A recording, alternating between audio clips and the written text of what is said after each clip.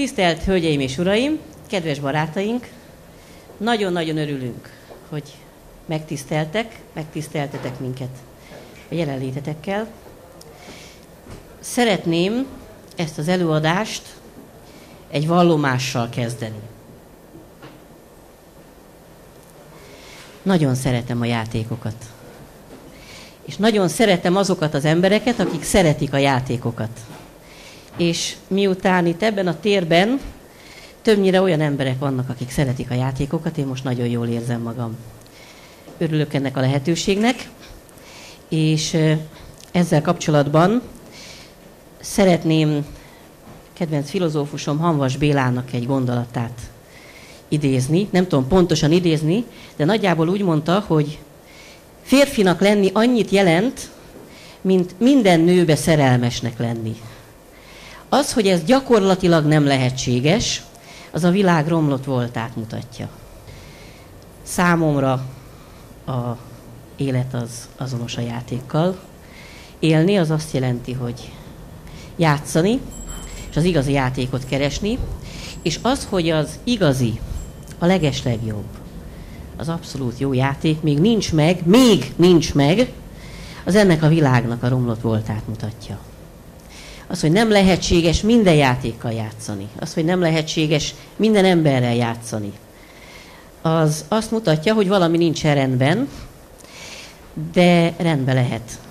A játékokkal rendbe lehet hozni, és mi mindannyian ezzel foglalkozunk. Szeretném ezt a gondolatot egy mesével illusztrálni. Ígérem, el fogok jutni hamar egy szakmai részhez, ahol a játékokkal kapcsolatos szakmai gondolatainkat szeretném megosztani, nem csak az enyémet, hanem azt a filozófiát, amit a Game Club képvisel, és ehhez ez a kis mese egy jó hátteret, alapot adhat. Hol volt, hol nem volt? Volt egyszer egy játék. Egy csodálatos, tökéletes játék. Volt egy birodalom, ahol minden ember ezt a játékot játszotta, tökéletes emberek voltak, nem egyformák, mindenki máshogy volt tökéletes.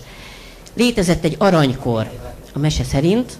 Ebben az aranykorban minden ember mindenkivel mindig játszott. Ez egy olyan játék volt, ahol csodálatosan szép aranyból, meg drágakövekből lévő eszközökkel játszottak egymással az emberek. Egyébként mindenki tudta olvasni egymás gondolatát, de el is tudták rejteni. Tehát a játék egy olyan gondolatbujócska volt, ahol el kellett rejteni egymás elől a gondolatokat, és közben ki kellett találni, hogy mégis a másik mire gondol. És közben a lényeg az volt, hogy a döntésekkel olyan helyzeteket kellett teremteni, ami a másik játékosnak volt jó. A játékot az nyerte, aki ebben a legsikeresebb volt. A játék során, középen, igen, a játéktér, a játéktábla az egész birodalom volt. A birodalom közepén volt egy lepel, ez a lepel alatt a játék során folyton gyűltek a kincsek. Egyre több kincs gyűlt össze, és a játék végén, aki győzött, az ezeket a kincseket nyerte meg, és vihette haza. Most volt egy olyan szabály, hogy ugyan úgy kell játszani, hogy a döntéseinkkel másokat helyzetbe kell hozni, de nem szabad ezt azért tenni, hogy győzzünk. Mert az csalás. Tehát, hogyha valaki azért akar jót a másiknak, mert azért nyerni fog, az csal. Na most voltak olyanok, akik csaltak. A játék tönkrement. A játék eszközei széthullottak a világban. Az ókorban még felfedezhetőek voltak a mindenfelé az elemei. Itt-ott felhasználták szakrális tárgyaknak, beépítették templomokba. A szabályok elvesztek, részben bizonyos szabályokat felfedeztek, és az ősi ókori játékok még tükröznek ebből valamit. Majd a játékszerzők, akik a modern játékokat kitalálják, azok mind-mind ennek az eredeti, igazi, tökéletes játéknak a szabályát keresik. Van valami olyan belső motiváció, amikor megismerkedünk a játékkal, és a játék közben kapunk valamit, akkor ez a felfedezés, amit közben érzünk, van egy kimondhatatlan, tehát amikor az, hogy megvan, ez az. Tehát egy szellemes játéknak, aha, na ez az aha élmény, ez az érzés. Ez ennek a bizonyos ősi játéknak valamelyik szabályának felismerése. Ezt a játékot kerestem hosszú időkön keresztül, konkrétan kutattam is ősi kultúrák, ókori filozófiák és az ősi ókori játékok összefüggéseit. Valóban vannak nagyon mély összefüggések, a gó, a mahjong és számos játék tükrözi ezeket az összefüggéseket, hogy azért nem csak meséről van szó, hanem valóban van ebben valami. Nos, ez a keresés aztán oda vezetett, hogy volt egy játék, Hermész Trismegisztosnak kerestem a kockajátékát, hogy hogyan kellett azt játszani, voltak mindenféle iratok, amelyek arról szóltak, hogy Hermész kitalált egy kockajátékot, hogy a kockának az a lényege, hogy a szemben lévő oldalak mindig 7-re összegződnek. Ez a 7 világot, a 7 kozmoszt jelképezte, a 7 országon túl állapotát, és volt egy játék, amiben mindenféle bolygói konstellációkat kellett kidobni ezzel a kockával. Nem találtam a szabályát, kitaláltam hozzá egyet. Több éven keresztül a bűvös négyzeteket lehetett kirakni térben, évekkel lettek gyakorlatilag a megfejtéséhez. Gondoltam, ez az játék, elviszem a játék kiadókhoz, biztosan tuti siker lesz. Nagyon nagy érdeklődés fogadta.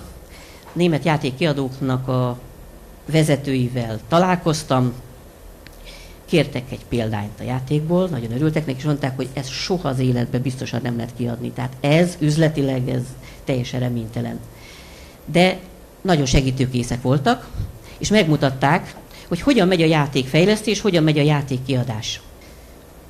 Egy játékkiadónál, ugye ez a fogalom, hogy játékkiadó, ez nem annyira általánosan használt, az utóbbi években már valamelyes használt, de 2001-ben, amikor a Game Club megalakult, akkor ezt a fogalmat még senki nem használta.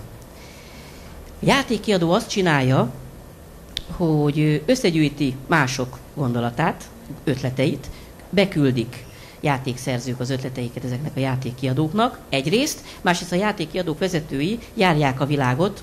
Ravensburgernek például az első vezetője Indiába, Kínába és mindenfelé elutazott, és összeszedett ősi játékokat.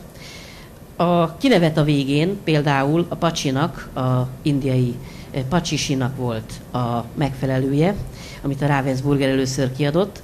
Az első társasjátékok így kerültek be Európába, tehát egyrészt régi játékokat, játékötleteket keresnek a játékkiadók, illetve eredetileg még ezeket a régi játékokat keresték.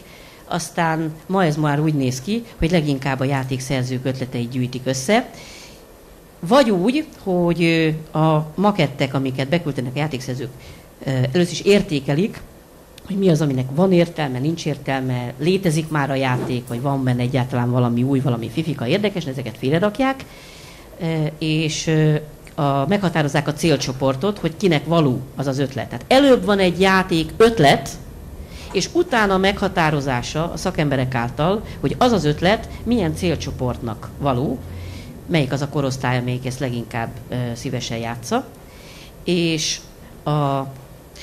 miután ezt meghatározták, olyan helyzeteket teremtenek, olyan klubokba viszik el, olyan családoknak adják oda, olyan felnőtt társaságba adják oda, vagy viszik el a játékkiadónak a szerkesztői, redaktorai, tesztelői, ahol ilyen játékokat szívesen játszanak, tehát például a gyerekjátékokat mondjuk óvodába, iskolába, felnőtt játékokat felnőtt klubokba. Kiválasztják azokat, ami a legjobban tetszik, és utána a szerkesztőség megküzd a menedzsmenttel. A szerkesztőség azt mondja, hogy ez a legjobb játék, ez annyira tuti, tehát hogy ezt ki kell próbálni. Azt mondja a menedzser, de figyelj, tavaly volt évjátéka a Carcassonne. Tehát nem lehet egy ilyen lapocskákat lerakni egymás mellé, akármennyire jó játék, akármennyire más a mechanizmusa, ezt nem lehet még egyszer megcsinálni. Hoz egy másik ötletet. Azt mondja, na ez tényleg tuti.